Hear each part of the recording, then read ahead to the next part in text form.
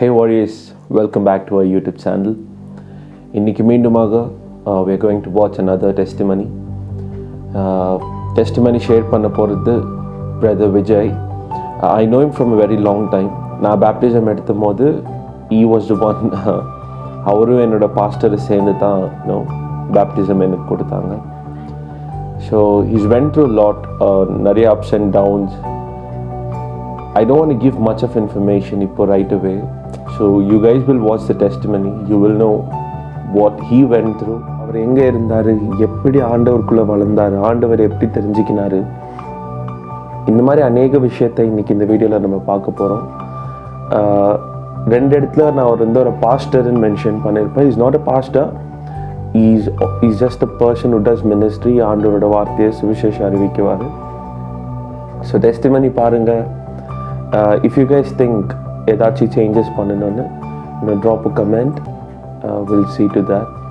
And if you guys think you also want to share your testimony, உங்கள் testimony share பண்ணணும்னு நீங்கள் ஆசைப்பட்டீங்கன்னா also drop a comment. நான் கண்டிப்பாக ரிப்ளை பண்ணுறேன். Definitely, if God permits, if it's God's will, we will shoot your testimony as well. So இப்போ வீடியோக்குள்ளே போகலாம். Watch the video till the end.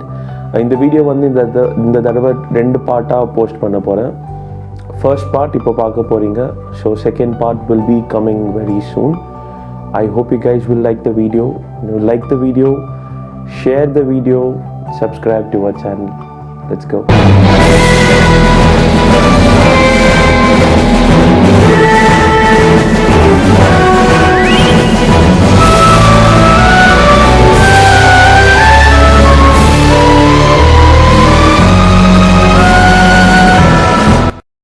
Praise Lord, Pastor.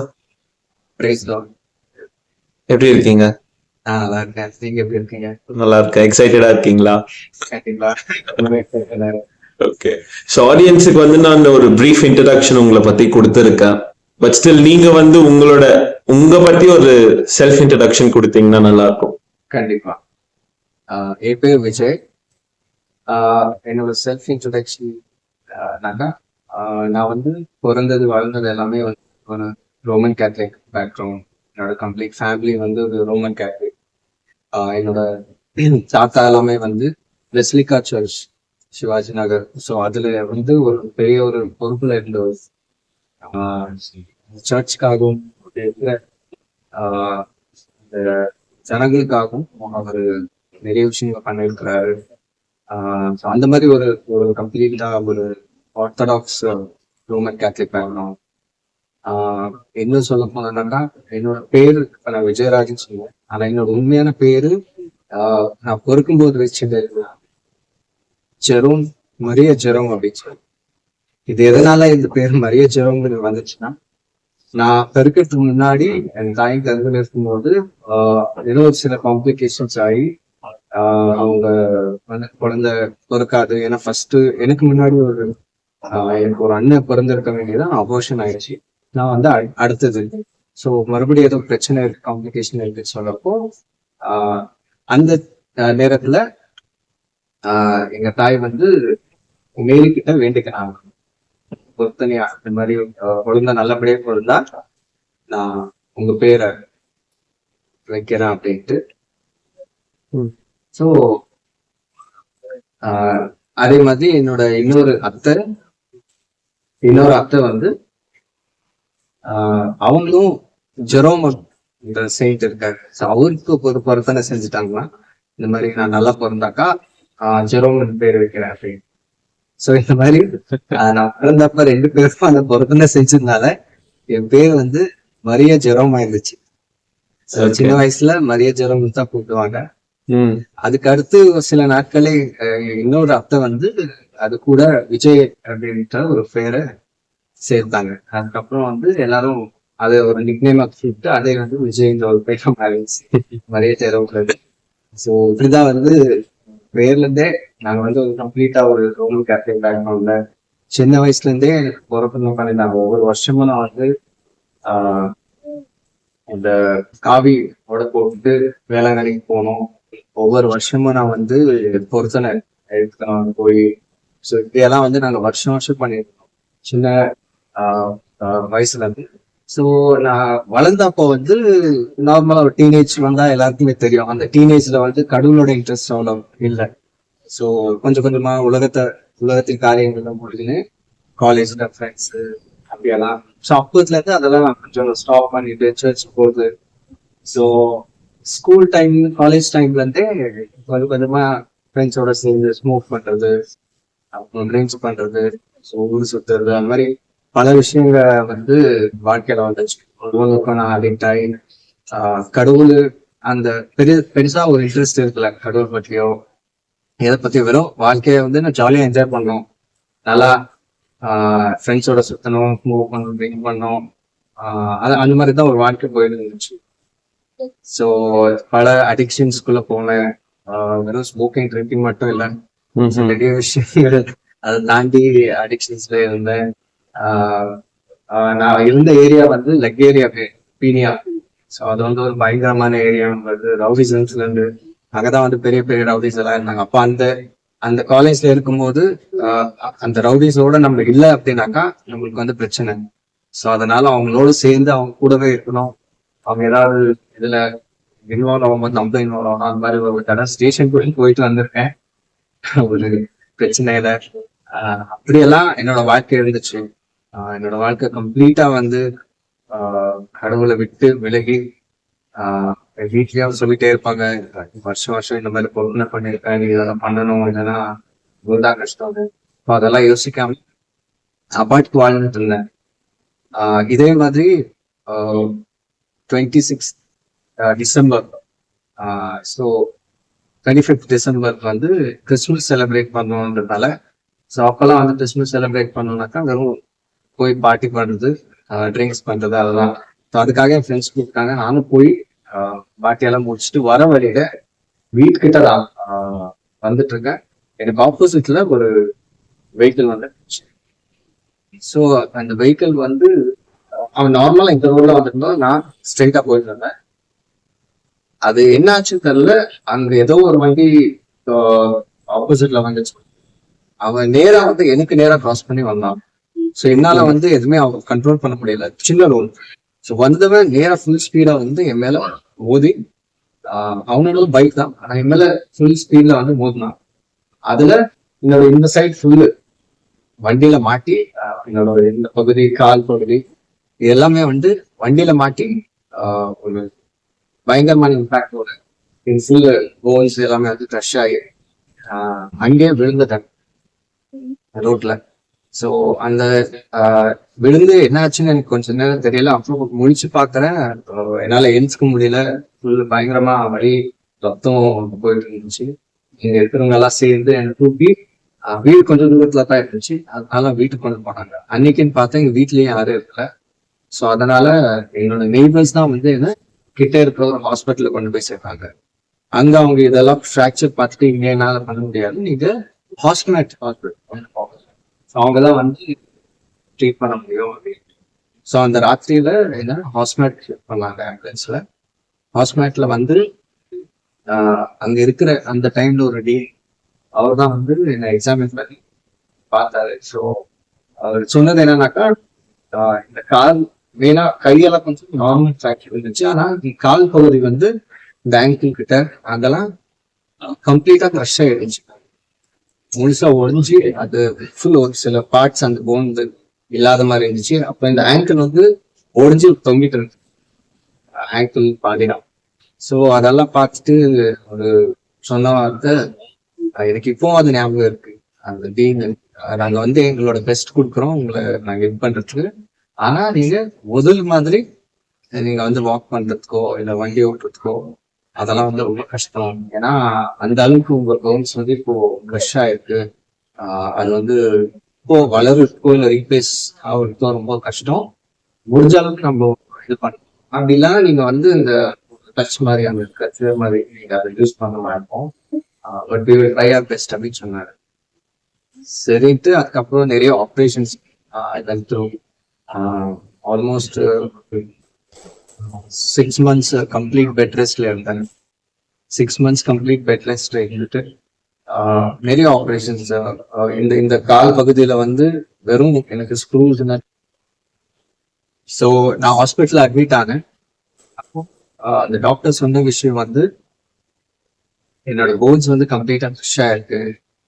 அது வந்து இப்போதுக்கு அது வளருதோ இல்ல அதை ரீப்ளேஸ் பண்ண முடியாது. நாங்க என்னோட பெஸ்ட் கொடுக்குறோம், ட்ரை பண்றோம். ஆனா முதல் மாதிரி உன்னால வந்து நடக்கவோ இல்ல முதல் மாதிரி உன்னால செயல்பட முடியாது. நீங்க கேர்ஃபுல்லா இருக்கணும், நம்ம முடிஞ்ச அளவுக்கு பண்றோம்னு சொன்னாங்க. ஸோ நான் உடஞ்சி அந்த அந்த நேரத்துல கம்ப்ளீட்டா என்னோட ஹோப் எல்லாமே போயிடுச்சு. ஏன்னா என் வாழ்க்கையில வந்து எதுவுமே இருக்கல அந்த நேரத்துல. ஸோ கம்ப்ளீட்டா உடஞ்சி இருந்த நேரத்துல அது ஸ்டார்டிங் ஆப்ரேஷன் பண்ணாங்க. நிறைய காலில் மெட்டல்ஸ் எல்லாம் போட்டு ட்ரில் பண்ணி அதை கனெக்ட் பண்ணி ஒரு இந்த சின்ன ஆங்கிளுக்கு வந்து ஒரு எக்ஸ்ட்ரா பிளேட் எல்லாம் கொடுத்து ஸோ என்னெல்லாம் அவங்க பண்ண முடிச்சோ மெடிக்கலாக பண்ணாங்க. அப்புறம் 6 months நாங்கள் வெயிட் பண்ணோம் கொஞ்சம் ரிகவர் ஆகுது. 6 monthsக்கு அப்புறம் போன் கிராஃப்டிங் அப்படின்னு சொல்லுவாங்க. ஸோ அதாவது இந்த இந்த ஹெட் பகுதியிலேருந்து இருக்கிற எக்ஸ்ட்ரா போன், ஸோ அதை வந்து அவங்க அதை உடைச்சி அந்த சில சில பார்ட்ஸ் அங்கேருந்து எடுத்து அதை என்னோட கால் பகுதியில பிளேஸ் பண்ணி அதை வந்து கொஞ்சமா அது கம்ப்ளீட் ஆகிற மாதிரி அந்த போன் வந்து கொஞ்சம் ஃபுல்லா கம்ப்ளீட் ஆகும். ஏன்னா அது கஷ்டான டைப்ல அந்த பகுதி இல்லாததுனால பள்ளமா இருந்துச்சு. அந்த பள்ளத்தை ஃபில் பண்ற அளவுக்கு அவங்க கொஞ்சம் கொஞ்சமா அந்த போன் செக் பண்ணாங்க. செக் பண்ணிட்டு அவங்க சொன்னாங்க நீங்க ரொம்ப கேர்ஃபுல்லா இருக்கணும், ஏன்னா இதெல்லாம் வந்து நம்ம எக்ஸ்ட்ரா நீங்க ப்ரெஷரா காலுக்கு போடக்கூடாது, நீங்க ரொம்ப கேர்ஃபுல்லா இருந்து நான் சொன்ன மாதிரி டச் எல்லாம் நீங்க அந்த இதை யூஸ் பண்ணும், டேக் லாங் டைம் அப்படின்ட்டு. இன்னொரு 6 மாசம் வரைக்கும் நான் வந்து கம்ப்ளீட்டா பெட்ல இருந்தேன் ஆல்மோஸ்ட். ஸோ அந்த டைம்ல தான் வந்து என்னோட கம்ப்ளீட் வந்து கம்ப்ளீட்டா உடைச்சு போயிருந்துச்சு. இனி வாழ்க்கையில என்னன்ற ஒரு கேள்வி வந்துச்சு. அது வரைக்கும் என்னோட வாழ்க்கையில அதை பத்தி நான் யோசிச்சது கிடையாது. ஈவன் ஸ்டடீஸ்ல கூட அவ்வளவுதான். அந்த நேரத்துல வந்து நான் ஃப்ரெண்ட்ஸோட சேர்ந்து ஸ்டடீஸோ அதை பத்தி எல்லாம் நான் யோசிச்சதே கிடையாது. வெறும் 10th முடிச்சு நான் 12thலயே வந்து எல்லாமே ஃப்ரெண்ட்ஸோட சேர்ந்து கிளாஸ் மிஸ் பண்ணி அதெல்லாம் அங்கேயே டிஸ்கண்டினியூ ஆயிடுச்சு.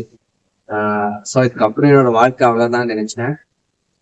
அந்த நேரத்துலதான் எங்க ஃபேமிலியும் வந்து சில பிரச்சனைகள் போயிட்டு இருந்துச்சு, சில சேலஞ்சஸ் ஃபைனான்சியலா.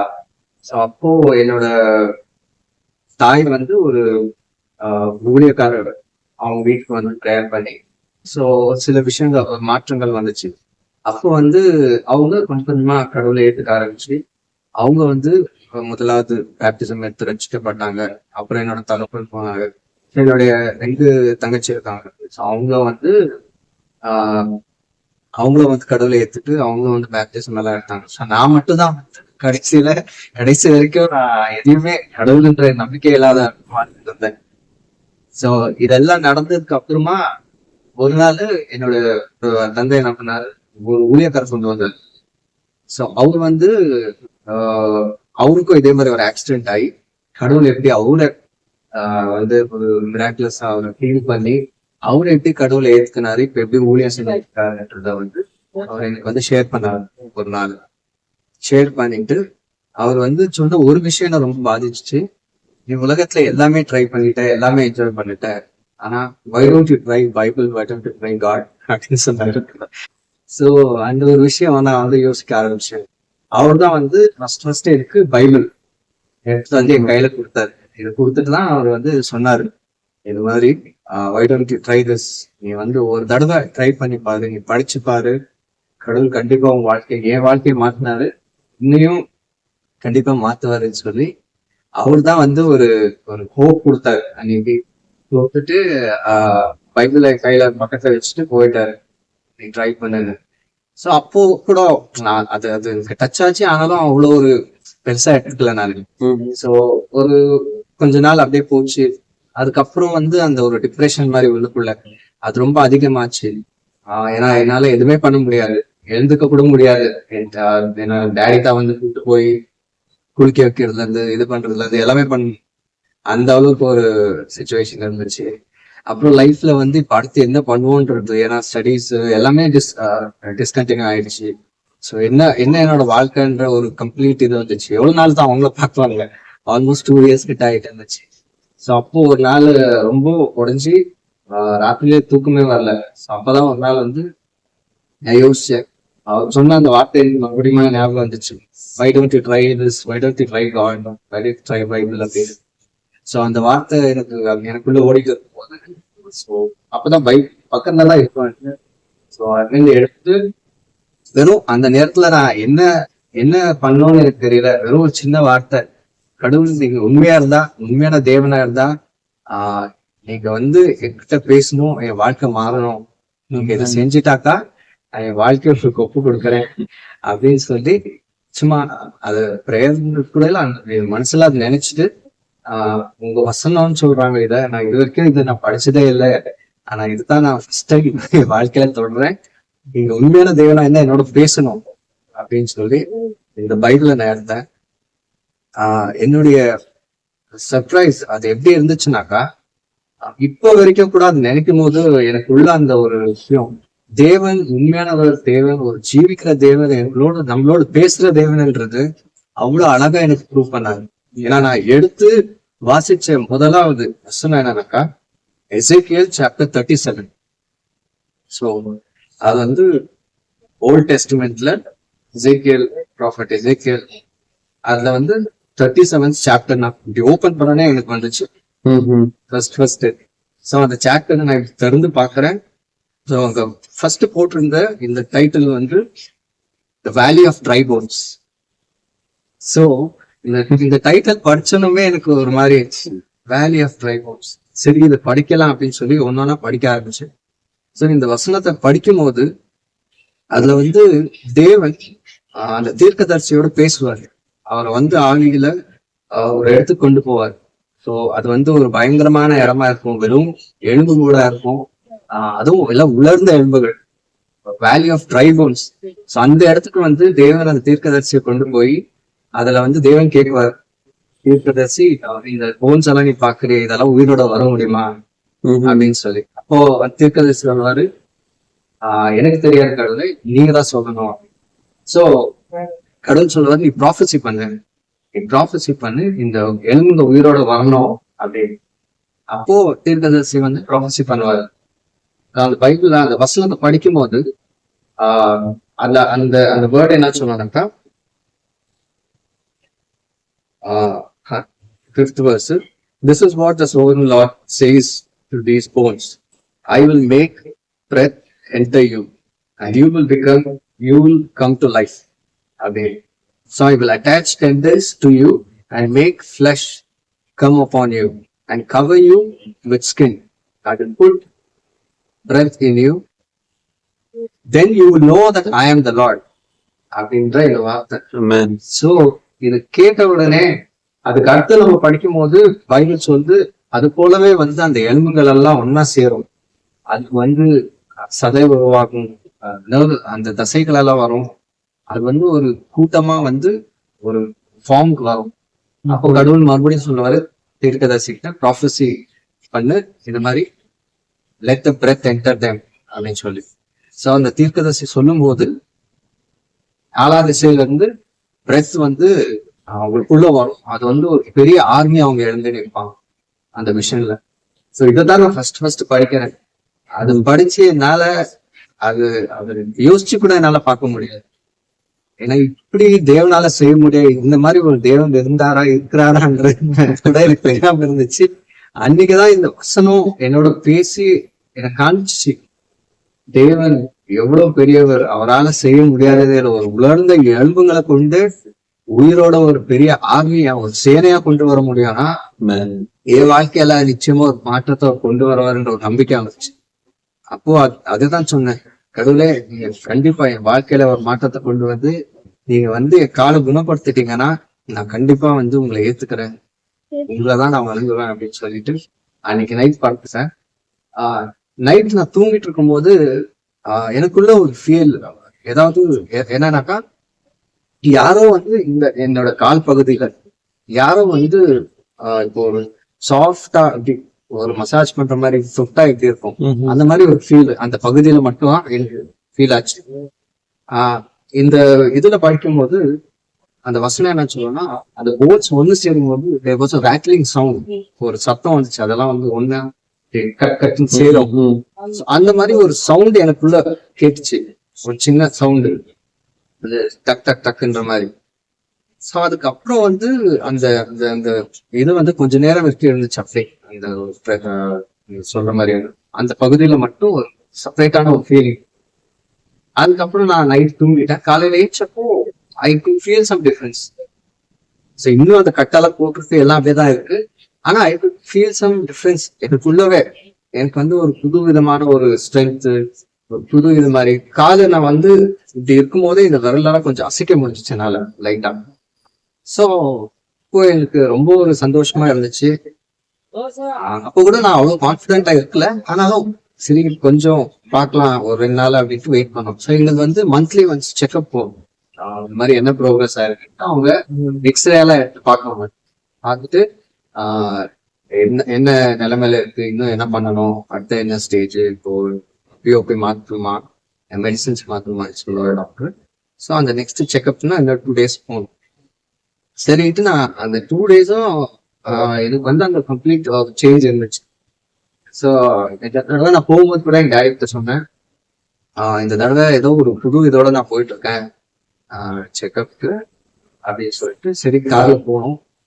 ஹாஸ்பிட்டல் தான் வந்துட்டு செக்அப் வந்து அங்க டாக்டர் ஃபர்ஸ்ட் எக்ஸ்ரே எல்லாம் எடுப்பாங்க. எக்ஸ்ரே எடுத்துட்டு அப்புறமா இதெல்லாம் பேசுவாங்க. ஸோ நான் அங்க உட்காந்துட்டு இருந்தேன். டாக்டர் வந்து எக்ஸ்ரே எல்லாம் எடுத்தாரு. ஆனா இந்த தடவை வந்து என்கிட்ட டைரக்டா எதுவுமே சொல்லாம என்னோட பேரண்ட்ஸ் கிட்ட பேசிட்டு இருந்தாரு. அதுக்கப்புறம் ஒரு நர்ஸ் வந்தாங்க. அவங்க வந்து இந்த இதை கிளீன் பண்ணிட்டு இருந்தாங்க. நான் நினைச்சேன் மேபி இதை ரிமூவ் பண்ணிட்டு வேற போறதுக்கு அவங்க கிளீன் பண்ணிட்டு இருக்காங்கன்ட்டு நான் உட்காந்துருந்தேன். ஸோ அதுக்கப்புறம் பேரண்ட்ஸும் வந்தாங்க, டாக்டரும் வந்தாரு. அவர் வந்துட்டு சொன்னாரு, என்கிட்ட ஃபர்ஸ்ட் கேட்ட கேள்வி வந்து உனக்கு கார் ஓட்ட தெரியுமான்னு கேட்டாரு. நான் சின்ன வயசுல இருந்து ஓட்டுவேன், கார் ஓட்ட தெரியும் அப்படின்னு சொல்லி. சரி அப்போ நீ என்ன பண்ணாக்கா, இப்போ இதெல்லாம் நாங்க கழிச்சிருப்போம், நீ வந்து கார் ஓட்டிட்டு வீட்டுக்கு போகலன்னு சொன்னால அது நம்பவே முடியல. டாக்டர் நீங்க சும்மா ஜோக் பண்ணாதீங்க, என்ன ஆச்சு சொல்லுங்க ரிப்போர்ட் அப்படின்னு கேட்டேன். ஸோ அப்போ வந்து அந்த எக்ஸ்ரேவை காமிச்சாரு. அதை காமிச்சிட்டு சொன்னாரு, I can't believe my self, it's medical miracle. உன்னோட இந்த போன்ல ஒரு சின்ன ஏர்லைன் கிராக் கூட இல்லை. அது கேட்டு என்னால நம்பவே முடியல. அங்க இருக்கிற என்னோட பேரண்ட்ஸ் யாருமே எங்களால நம்பவே முடியல. மறுபடியும் கேட்டது, என்னோட எக்ஸ்ரே தானா, ஏதாவது மிஸ் ஆயிடுச்சா பாருங்க. இல்ல பாரு என்னோட தான், உன் கால் தான் இது. ப்ரீவியஸ் ரிப்போர்ட்டால கூட காமிச்சாரு. அதுல உன் போன எப்படி இருக்குன்னு பாரு, இதுல எப்படி இருக்குன்னு பாரு. சோ அது பார்த்துட்டு என்னால நம்ப முடியல. ஆனாலும் அதெல்லாம் கழட்டி என்னை வாஷ் பண்ணி காலை நீ இது பண்ணுச்சுனாலும் என்னால அசைக்க முடிஞ்சிச்சு. அந்த ஒரு மூவ்மெண்ட் இருந்துச்சு. ஆனா என்னன்னாக்கா இந்த காலம் வந்து கொஞ்சம் நார்மல் சைஸ்ல இருந்துச்சு. இது நான் ஆல்மோஸ்ட் 2 years இருந்ததுனால ரொம்ப அந்த இதெல்லாம் வீக் ஆயிட்டு மசில்ஸ் எல்லாம். ஸோ அவர் சொன்னாரு, நீ ரொம்ப ப்ரெஷர் எடுத்து போடாத, ஜஸ்ட் நார்மலா நீ வந்து கொஞ்சம் டைம் எடுக்கும் அது ரிகவர் ஆகுறதுக்கு அப்படின்னு சொல்லிட்டு. ஸோ அங்கிருந்து நாங்க வீட்டுக்கு வந்தோம். வீட்டுக்கு வந்து என்னோட வாழ்க்கைய நான் வந்து அன்னைக்கு ராத்திரியே ஒப்பு கொடுத்தேன் தேவனோட. நான் வந்து என்னோட வாழ்க்கையில திரும்பி பார்க்க மாட்டேன், நீங்க மட்டும்தான் அப்படின்னு சொல்லிட்டு. ஆனா இன்னும் வந்து என்ன பண்ணணும்னு தெரியல எனக்கு. சரி இப்ப நீங்க தான் முடிவு பண்ணியாச்சு தேவன். சோ அப்புறம் எங்க பேரண்ட்ஸ் சொன்னேன், இந்த மாதிரி நான் வந்து சர்ச்சுக்கு வரேன் அப்படின்ட்டு. எல்லாருமே ஆச்சரியப்பட்டாங்க, நீ சபைக்கு எங்க பாஸ்டர்ல இருந்து எல்லாருமே வந்து அவர் கால் பண்ணி ஒரு நாள் ப்ரேயர் பண்ணுவாரு. நான் ஹாஸ்பிட்டல்ல இருக்கும் போதெல்லாம் இந்த மாதிரி குணமாயிடுவேன்ட்டு. அப்போ நான் அது சீரியஸா எடுத்துக்கல. ஆனா இந்த தடவை அவர் கால் பண்ணப்போ கூட எனக்கு வந்து அவ்வளவு ஒரு சந்தோஷம். அவர் சொன்னாரு, பாரு தேவன் நம்மளுடைய ப்ரேயர் கேட்டு ஹீல் பண்ணிருக்கிறாரு, நீ வாட்ச போய்ட்டு. அப்பதான் ஃபர்ஸ்ட் நான் சர்ச் போறேன். போய் கடவுளுடைய வார்த்தையை கேட்டு அங்கிருந்து தேவன் என்னோட வாழ்க்கைய முழுசா மாத்திட்டாரு. அங்க சபைக்கு போனேன். அங்க தேவன் ஒரு புது வழியில என்னோட பேச ஆரம்பிச்சாரு. இந்த வசனங்கள் ஒவ்வொன்றும் வந்து என்னன்னு சொல்லணும்னாக்கா இருதயத்தைய வந்து மாத்துச்சு. கொஞ்ச நாள்ல நான் வந்து அந்த பெட்ரிடனா இருக்கும்போது கூட வந்து நான் ஸ்மோக் பண்ணிட்டு இருந்தேன். எப்பயாவது ஒரு வாட்டி ட்ரிங்க்ஸ் பண்ணிட்டு இருப்பேன். எங்க தங்கச்சி கிட்ட எல்லாம் வந்து சொல்லி வீட்டுல இல்லாத நேரத்துல அதெல்லாம் வாங்கி வச்சிருந்துட்டு அந்த மாதிரி அப்போ கூட நான் அந்த நிலைமையிலதான் இருந்தேன். ஆனா எப்போ நான் வந்து சபைக்கு போக ஆரம்பிச்சனும், கடவுளோட வசனத்தை வார்த்தையை கேட்க ஆரம்பிச்சனும், எனக்குள்ள இருந்த அந்த ஒரு மாற்றம் என்னால மறுபடியுமா அந்த ஹேபிட்ஸ் போக முடியல. ஸ்மோக்கிங்கோ ட்ரிங்கிங்கோ ஒரு சில மாதத்துக்கு அப்புறமா என் வாழ்க்கைய பார்த்துட்டு என்னோட ஃப்ரெண்ட்ஸ் எல்லாம் கூட சொன்னாங்க, என்ன நீ முன் மாதிரியே இல்ல, ஏன் வரமாட்டேற அப்படின்னு. ஸோ அந்த அளவுக்கு ஒரு டிஃபரன்ஸ் வந்துச்சு. ஒரு 6 monthsக்கு அப்புறமா Jan 15, 2011 எனக்கு இன்னும் ஞாபகம் இருக்கு. ஸோ நான் வந்து பேப்டிசம் எடுத்தேன். அதுதான் என்னோட new born as a born again ஒரு பேப்டிசம் எடுத்து ஒரு புது மனுஷனா மாற்றப்பட்டேன். கடவுளை முழுசா ஏத்து அதுக்கப்புறமா வந்து ஒரு சில மாதங்கள் நல்லா போயிட்டு இருந்துச்சு.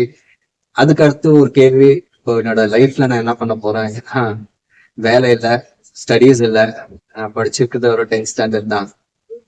ஸோ இந்த விஷயத்தையும் வந்து கடவுள் ஒரு அற்புதத்தை செஞ்சார் என் வாழ்க்கையில. நான் வந்து ப்ரேயர் பண்ணிட்டு இருந்தேன் வேலைக்காக என்ன பண்ணணும்னு. அப்போ எங்கிருந்து ஒரு கன்சல்டன்சில இருந்து கால் வந்துச்சு, இந்த மாதிரி ஜாப் ஓப்பனிங்ஸ் இருக்கு. நான் சொன்னேன் இது வெறும் 10th தான் இருக்கு. அப்போ அவங்க சொன்னாங்க ஃபர்ஸ்டர்ஸ்ல இருந்து கால் வந்துச்சு. அங்க வந்து 10th இருந்தா கூட நாங்க எடுக்கணும்.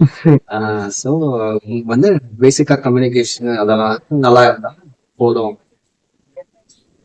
அட்டென்ட் பண்ண இன்டர்வியூ அட்டென்ட் பண்ணி அந்த கம்யூனிகேஷன் ரவுண்ட் வந்துச்சு. ஸோ நான் வந்து ரொம்பவே பயந்துருந்தேன், ஏன்னா அதுக்கு முன்னாடி எனக்கு அவ்வளோ கம்யூனிகேஷன் எல்லாம் அவ்வளோ இருக்கல. ஸோ அந்த இடத்துல நான் ப்ரேயர் பண்ணிட்டு போய் உட்காரேன். அந்த இன்டர்வியூ எடுக்கிறவங்க, அந்த காமர்ஸ் கோர்ஸ் சொல்லுவாங்க, அவங்க இன்டர்வியூ எடுக்கிறவங்க, அவங்க வந்து செல்ஃப் இன்ட்ரடக்ஷன் எல்லாம் நான் கொடுத்து பேசிட்டு இருக்கும்போது சடனா கேட்டாங்க, நீ வந்து கிறிஸ்டியனா? வந்து ஆமா, இப்பதானே அவங்க கடவுள் ஏற்று கிறிஸ்டியனா இருக்காங்க அப்படின்னு சொல்லி சும்மா ஒரு சின்ன டெஸ்டிமனி மாதிரி சொன்னேன். ஸோ அதை கேட்டு அவங்களும் சொன்னாங்க, நானும் ஒரு பெரியவர் தான் அப்படின்னு சொல்லி என்னோட டெஸ்டிமனி எல்லாம் கேட்டுட்டு அதுக்கப்புறம் அவங்க சொன்னாங்க, இன்டர்வியூ அங்க நடக்கல, வெறும் இதுதான் அங்கிருந்து சரி நான் ஒண்ணு உங்க நான் பிலீவ் பண்றேன் அப்படின்னு சொல்லிட்டு அந்த ரவுண்டு கிளியர் பண்ணி கொடுத்தாங்க. நெக்ஸ்ட் ஆப்ரேஷன்ஸ் ரவுண்டு அங்கேயே வந்து கடவுள் வந்து அந்த ஆப்ரேஷன்ஸ் ரவுண்டையும் கிளியர் ஆகி ஃபர்ஸ்ட் ஹவுஸ்ல வந்து ஜாயின் ஆனேன். ஸோ அதே 2013 ஜாயின் ஆனேன். ஜாயின் ஆகி அதுக்கப்புறம் வந்து ஃபேமிலியில மறுபடியும் இன்னொரு இது என்னன்னா கல்யாணம் வந்துட்டாங்க. ஸோ ஆல்மோஸ்ட் எனக்கு வந்து 27 கிட்ட இருந்துச்சு ஏஜ். ஸோ கல்யாணம் பண்ணணும்னு யோசிச்சிருந்தாங்க. அப்போ தேவன் அங்கேயே சபையில நம்ம சர்ச் அந்த இருந்த இடத்துலயே வந்து எங்க பாஸ்டர் மூலியமா ஒரு ஃபேமிலியை நாங்க பார்த்து, ஸோ அவர் என்ன பண்ணாரு, அந்த ஃபேமிலியோட பேசி திருமணமும் நிச்சயம் ஆயிடுச்சு. ஸோ நான் ஆபீஸ் சேர்ந்து ஒரே மாசத்துல அப்பதான் வந்து இந்த ஓஜிடி எல்லாம் முடிச்சுட்டு நான் வந்து போற ஃப்ளோருக்கு. ஸோ திருமணம் நிச்சயாச்சு ஒரே மாசத்துல. இதே கேம்பஸ் க்ரூசைடு என்ற ஹால்ல எல்லாம் புக் பண்ணி அங்கேயே நம்ம திருமணம் ஆயிடுச்சு. என்னோட வாழ்க்கையில வந்து நான் நினைச்சு கூட பார்க்கல, அவ்வளவு ஒரு நல்லவரா மாத்தினாரு. அதே 2013 இருந்து இப்போ வரைக்கும் தேவன் என்ன அதே இடத்துல வச்சு எந்த குறைவும் இல்லாம நடத்திட்டு வராரு. கல்யாணத்துல ஆல்மோஸ்ட் 11 years மேல இப்போ நாங்க கம்ப்ளீட் பண்ணி அதுக்கு அடுத்த வருஷமே நாங்க எதிர்பாராம ஒரு அழகான ஒரு பெண் குழந்தையும் கொடுத்து, அந்த பெண் குழந்தை அவளும் இப்போ ஒரு 10 வயசு கிட்ட வந்துட்டா. இது வரைக்கும் தேவனுக்கு ஒரு குறை இல்லாம எங்க நடத்திட்டு இருந்தாரு. எல்லாத்துக்குமே தேவனை மட்டும்தான் நன்றி சொல்லுவேன். Brother, what differences do you see? இப்போ வந்து நீங்க கேத்தலிக்கா இருந்தீங்கல்ல, before we move forward, ஏன்னா இது வரைக்கும் நீங்க கொடுத்த இன்ஃபர்மேஷன் வந்து ரொம்ப ஒரு எக்ஸைட்டடான ஒரு இன்ஃபர்மேஷனா தான் இருக்கு இல்லைங்களா? சோ இப்போ நீங்க வந்து கேத்தலிக்கா இருந்தப்போ, சோ வில் ஸ்டார்ட் அங்க இருந்து. நீங்க கேத்தலிக்கா இருந்தீங்க first, what differences did you see கேத்தலிக்கா இருக்கிறதுக்கும் தென் ஆக்சுவலா நீங்க உண்மையான தேவனை ஏத்துக்கினப்போ what differences did you see அங்க? கண்டிப்பா நான் ரோமன் கேத்தலிக்கா இருந்தப்போ கூட சபைக்கெல்லாம் நான் அதாவது சர்ச்சுக்கெல்லாம் போயிட்டு இருப்பேன். அப்போ வந்து கொஞ்சம் ட்ரெடிஷ்னலா நம்ம ஃபாலோ பண்ணிட்டு இருப்போம். அந்த கிறிஸ்துமஸ்ல இருந்து நான் சொன்ன மாதிரி வருஷம் அந்த காவை போட்டுட்டு நான் போவேன். எல்லா இந்த மேரி ஃபீஸ்டா இருக்கட்டும், இதுவா இருக்கட்டும் வந்து ஒண்ணு விடாம நான் பண்ணிட்டு இருந்தேன். ஏன்னா ஃபேமிலில இருந்து அதை பண்ணணும்னு சொல்லி ஒரு பொருத்தனைன்னு சொல்லி இருந்ததுனால ஒரு ஒரு கடமையா ஒரு ட்ரெடிஷனா நான் பண்ணிட்டு இருந்தேன். ஆனா உள்ளுக்குள்ள வந்து அந்த ஒரு கனெக்ட் இருக்குல்ல, நான் எது பண்ணாலும் ஸோ ஏதோ ஒண்ணு அவங்க சொல்லிட்டாங்க நான் பண்றேன், ஒரு கடமைக்காக பண்ணிட்டு இருந்தேன். நடுவுல சர்ச்சுக்கு போறதா இருக்கட்டும், எதுவுமே இருக்கட்டும், ஒரு ட்ரெடிஷனா பண்ணிட்டு இருந்தேன். ஆனா உள்ளுக்குள்ள அந்த எப்பவுமே ஒரு கேள்வி இருக்கும் கடவுளை பத்தி. அது மட்டும் இல்ல, நான் என்னோட ஃப்ரெண்ட்ஸ் வந்து எல்லாமே வேற வேற ரிலீஜியஸ் இருக்கிறதுனால நான் டெம்பிள்ஸ் போயிட்டு இருந்தேன், மாஸ்க் எல்லா இடத்துக்கும் முஸ்லீம் ஃப்ரெண்ட்ஸ் எல்லாம் இருந்தாங்க. ஸோ ஒவ்வொருத்தரும் ஒவ்வொரு விஷயத்த சொல்லுவாங்க கடவுளை பத்தி. ஸோ எனக்குள்ள அந்த ஒரு கேள்வி எப்பவுமே இருந்துச்சு, கடவுள் யாரு, உண்மையான கடவுள் இருக்கிறாரா? ஸோ இந்த மாதிரியான பல குழப்பத்துல ஒரு பல கேள்வியில தான் வந்து நான் இருந்தேன் ரோமன் கேத்தலிக்ல இருக்கும்போது. ஏன்னா அங்க சும்மா போவோம், ஒரு ட்ரெடிஷன் மட்டும்தான் இருந்துச்சு. எதுனாலும் ஒரு செலிப்ரேஷனு, சண்டேனா சும்மா போயிட்டு வந்துடணும், கேட்டிசம் கிளாஸ் அங்க போய் அது எதுக்கு போனோன்னு எனக்கு தெரியல. அங்கேயும் போய் சும்மா அடிச்சுட்டு வருவோம். அதே மாதிரி கம்யூனியன், அந்த home communion, first roll communion, அதுக்கும் அவ்வளவுதான். சும்மா போவோம், அந்த சர்ச்சுக்கு போய் வெறும் அந்த கம்யூனியன் டைம்ல மட்டும் உள்ள போயிட்டு வந்துடும், இதெல்லாம் வெளியே தான் நின்றுட்டு இருப்போம். அது வெறும் கம்யூனியன் எடுத்துட்டு வந்துடும். அது எதுக்கு எடுக்கிறோம், என்ன இது, எந்த ஒரு தெளிவும் இல்லாம இருக்கும். சோ அந்த மாதிரிதான் இருந்துச்சு. ஏதோ ஒரு கிறிஸ்டியன் வாழ்ந்துட்டு இருக்கேன்ற மாதிரி இருந்துச்சு.